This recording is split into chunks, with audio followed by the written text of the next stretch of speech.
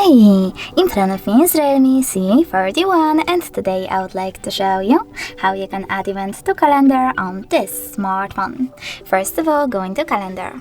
Then you need to click on this icon at the bottom right corner and choose Got It. Following that, you need to tap on the month above and pick a date.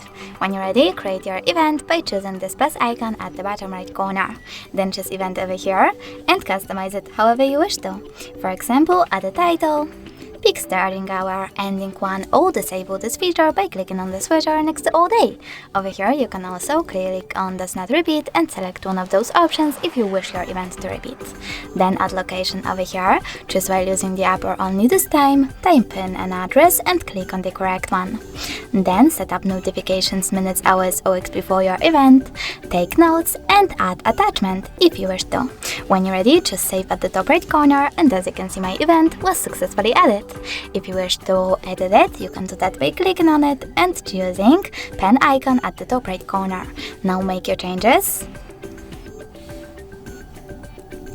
and just save at the top right corner as well. If you wish to get rid of your event though, you need to click on it and tap on those three dots at the top right corner. Then select delete and confirm your choice in the pop-up.